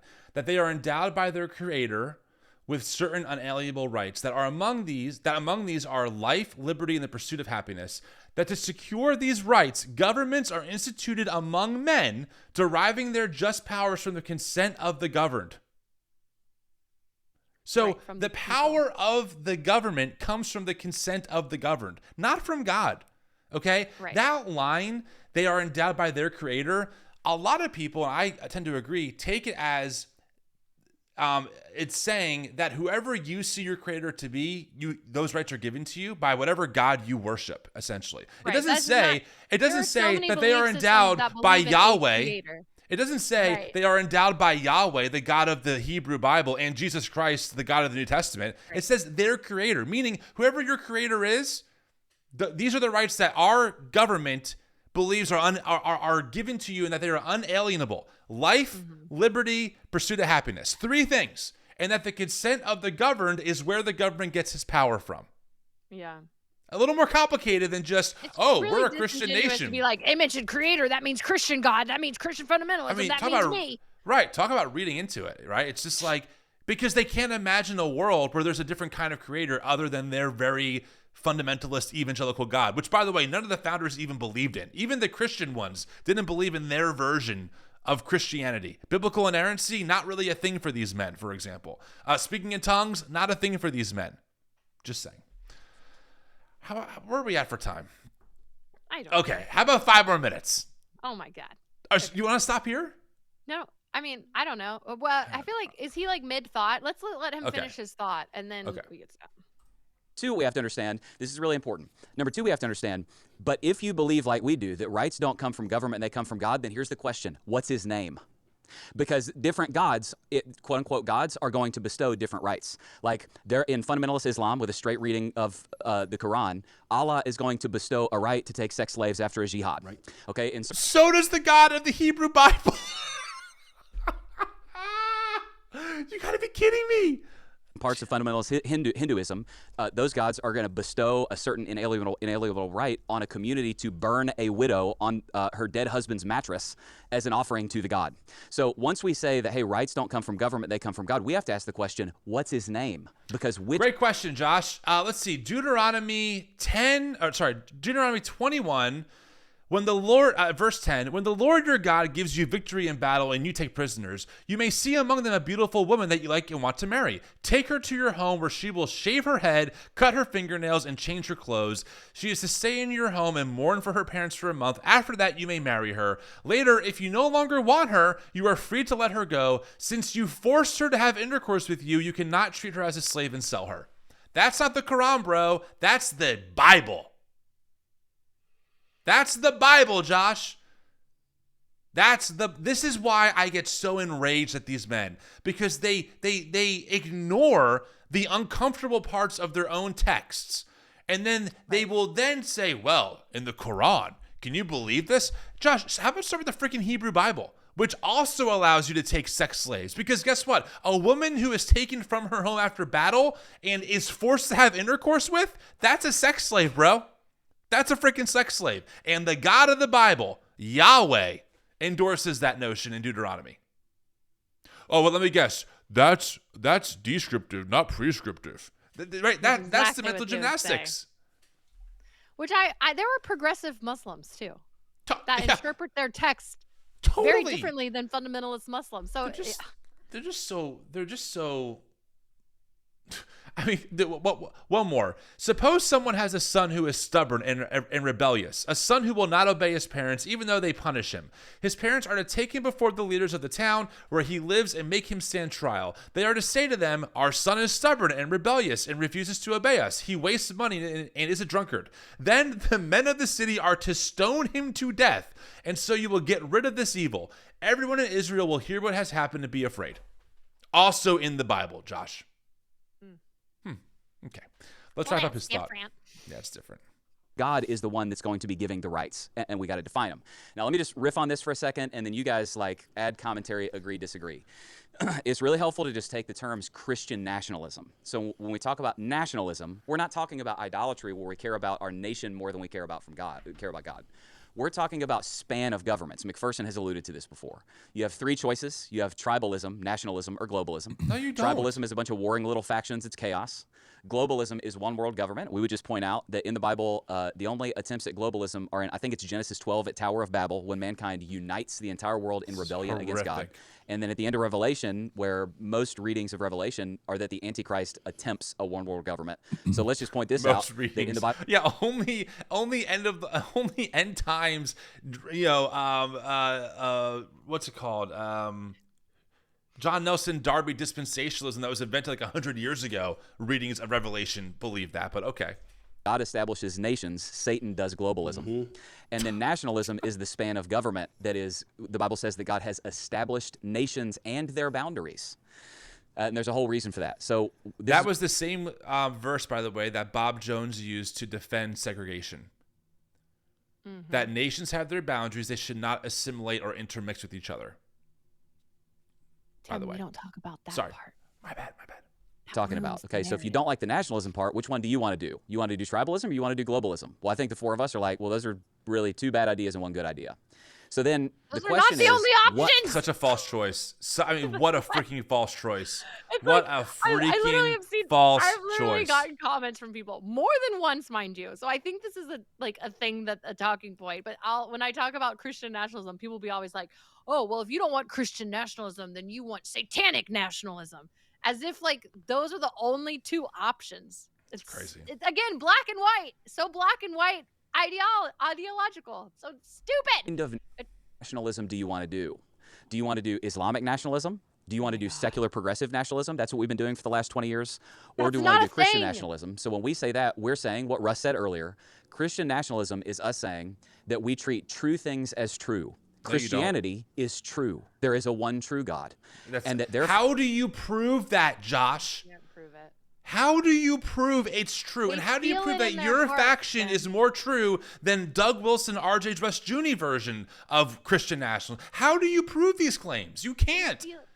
One English Protestant Bible, thousands of denominations. But don't worry, guys. Josh is sitting on the true version of it all. And that true version has to be imposed on 300 million Americans who are multicultural, multiracial, multireligious. Right? They can't have the freedom. Josh, the reason why secularism actually works quite well is because when it functions properly, it makes room and allows people to have their religious convictions without imposing on anyone else. Meaning, I'm not saying that Josh Howerton can't have these beliefs. I'm not saying he can't run his megachurch and say whatever he wants. What I am saying is that his right to swing his fist stops where my Muslim neighbor's face begins. And for Josh, he goes, nah. Because that Muslim is worshiping a false god according to my definition of truth. And so, sorry, his rights have to go down, my rights have to go up because I represent God and they do not. Also, biblical truth, or we've talked about this before. That is a dog whistle for Christian nationalism. If a pastor gets up and says here we believe in biblical truth, it's probably a Christian nationalist truth because his evidence is trust me, bro. Exactly. Is a long history of men just being it's so what makes America great is that we're multicultural. What makes America great is that we have these values in our Constitution about the freedom of speech, freedom of religion, etc., right? The ability to pursue happiness, life, and liberty together, to work among differences, to find common ground, to have shared values over shared beliefs. That's what makes America so great, right? What makes it great is that I can learn from different people who live life differently and learn values from them and vice versa. And we can pursue this American experiment, right, in democracy together. What doesn't make it great is when you have Christian nationalists like these four men who think that they are superior in every way. Their theology is superior, their morality is superior, their understanding of the world is superior, and that they have to be embedded in government to write laws that benefit and privilege people like them while denigrating people who don't look like them or believe like them or act like them or have the same identity or sexual identity as them. That's what makes America not great. That's what makes it tyrannical. But they can't see it. All right, let's finish up this guy's thought and we'll wrap. That God's morality, morality is the only thing that gets legislated.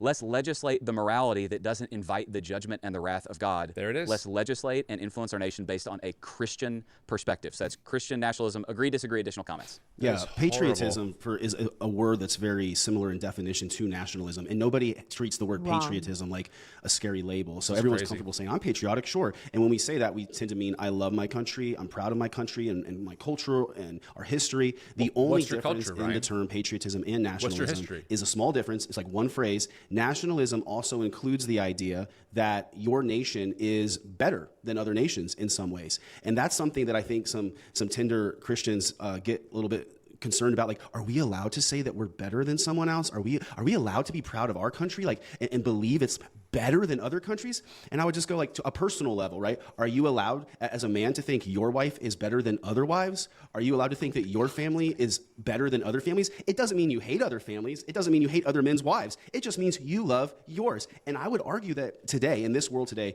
it's easier than ever to think, man, America has a superior moral structure, a superior legal system, a superior business environment, not just in third world countries where people are living in huts. You know, I'm talking about other first world countries. Like, look at Europe today, where you can get arrested for making an offensive social media post. Look at capitalist or socialist countries where they're essentially trying to equalize economic outcomes in society. What does that do to the healthcare system? What does it do to business opportunity? Pause. So Pause. is America Pause. Okay, we're stopping here. We gotta stop here. Okay, we gotta we're wrap gonna here. stop here. Yeah. Okay. Wow. Oh my God, okay, so first of all, his definition, the distinction between nationalism and patriotism, that's not the distinction. Like, nationalism is the elevation of one nation to the detriment of others. Right. So, for example, like, you can be a nationalist, like fascism is a form of nationalism where you want to take over, like Hitler, for example, taking over other countries because you believe your country is so much better that you need to make all the other countries like you. Like, that is to the detriment of other countries. Like, it is even in what we're doing with Israel, like, and supporting them to the detriment of Gaza because you believe in this. That's like, right. That, like, our anyway, that's not the main difference between nationalism and patriotism. Also, nationalism is an elevation of one identity to the detriment of other identities, of all other identities and belief system within your country. Yep. So it's not just, I love my country. It's, I love my country as long as this specific group is in control and has all of the power, and all these other groups need to conform. That's right. Also, keep going. I cannot believe that he just gave an example of in Europe how they arrest people for a social media post. Did you hear about the guy that was arrested for sharing a meme? Oh my God, what was his name?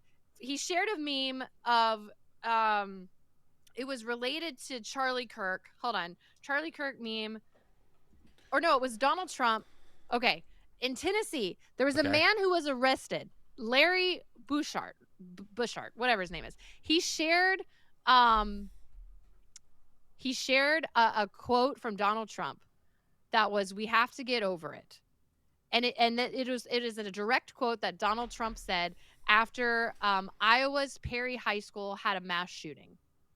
Donald Trump said, "We have to get over it." He shared that in the aftermath of Charlie Kirk's murder. You could argue that's insensitive.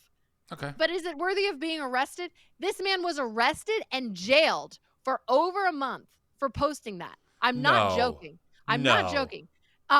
He was arrested because the police claimed that that he lived in Perry County, and it said Iowa's Perry, like, it was in reference to the Perry High School, and so he thought, they were like, well, we took it as a threat that he was going to do a mass shooting to Perry County High School which is different than Iowa's Perry High. Oh my God. And they literally interviewed the policeman that made the arrest, and they asked him, like, well, surely you knew that he was not talking about Perry County. He was like, yeah, but other people didn't know. So he was arrested for something very, like, you should not be arrested for that. So it is rich that, like, we are literally living in that country that is arresting people for social media posts now. This is the delusion. I mean, I also brought this up too. Let's talk about healthcare, Ryan, because Ryan mentions healthcare. We spend almost twice per capita the average of other wealthy countries. We spend almost $14,000 per capita in healthcare costs, and our healthcare results are terrible. Look at this. The United States has worse healthcare outcomes compared to other wealthy countries. Our life expectancy is low. Infant mortality is some of the worst. Safety during childbirth is some of the worst. Unmanaged asthma is medium. Unmanaged diabetes is some of the worst. Heart attack mortality is some of the worst. So, like, this is the myth of American exceptionalism. This is why I hate nationalism, because it's so ignorant. The reason why I critique America is because I like living here. And I know that America could be better, right? It's kind of like when you have a music instructor. I was a professional drummer for a lot of years. When I took lessons, my teacher critiqued me. He critiqued my form. You know what he didn't tell me? Tim, you're exceptional. Tim, there's no one better than you. Tim, you're better than all of my other students. No, he didn't blow smoke up my butt. He was honest. And when I did something good, he was like, hey, man, you worked really hard on that. Congratulations. Like, job well done. Yeah. And when my form was off, he would correct me. When I couldn't sight read because I didn't practice, he would call me out on my BS, right? We call this stuff out because America could solve these problems. We have some of the highest gun mortality rates in the world. We have horrible healthcare outcomes, even though we spend more than almost any other country per capita, while our for-profit healthcare system profits billions of dollars on the sick, right? We have things that are really wrong with the country that we could fix. But the powers that be, for whatever reason, do not want to. We could fix our immigration system. We could fix it so there was an easier but still safe way to welcome in immigrants, especially refugees, in countries that we destabilized. We forget that our government has destabilized other countries in the global south, which is part of the great migration, problem that we have, right? We could find a way to welcome in refugees and asylum seekers, but we choose not to. Right. That doesn't make America great. It makes us terrible. It makes us in need of some serious reform. We have to do better. We have to, and we can. But for Ryan, we're just, we hate our country. Oh, we're so negative. Well, there's negative things to critique. Even the wealth gap between black people and white people, it's 10-1 still. It's 10-1. You can't tell me it's just because black people don't want to work. That is racist and ridiculous. There are other systemic factors still at play. Yeah. That impact these results. Yeah. I had a thought. I forgot what it was. I wanted to give an update. They did drop the charges against the man that was arrested for the social media post, and I'm sure he's going to sue the crap out of them. So stupid, man. It's so ridiculous. Yeah.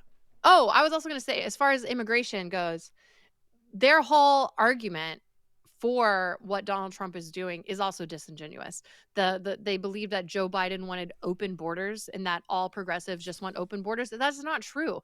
All of us agree that we should deport violent people who are here, that are undocumented. Like, if you're going to commit a violent crime and you're not supposed to be in this country, I think 99.9% of people would agree that they should get deported back to where they belong. What we're talking about is the vast majority of people who are undocumented in this country are not violent at all. In fact, a lot of them have been here for decades and are working and have work visas and are trying to do things the correct way and are providing for their family and are really helping our economy. Those people should have a path to citizenship. But that's not what Donald Trump is doing. Donald Trump is doing a blanket deporting everyone. And the studies have showed that the vast majority of people that ICE is detaining and deporting now are not violent, have never committed a violent crime. 70+%. Right. And being here undocumented is not a criminal offense. It's a civil offense. And so already is a misconception of the way that they portray undocumented people, where they say, well, everyone's here is a criminal because they're here against the law. Like, no, it is not a criminal offense. Yeah. Look, the data says, according to Cato Institute, undocumented immigrants are half as likely to commit crimes as their native-born counterparts. Okay? That's why we call this propaganda, because the whole war on immigration, it is just a way to keep America white. That's why the Trump administration, I'm not sure if I said this, April, to you, the Trump administration has reduced the amount of refugees allowed in 2026 from 125,000 to like 7,000. Almost all of those slots are going to white Afrikaners. Almost all of them are going to white Afrikaners. And because the Trump administration says falsely that they are under persecution in South Africa, which is blatantly BS.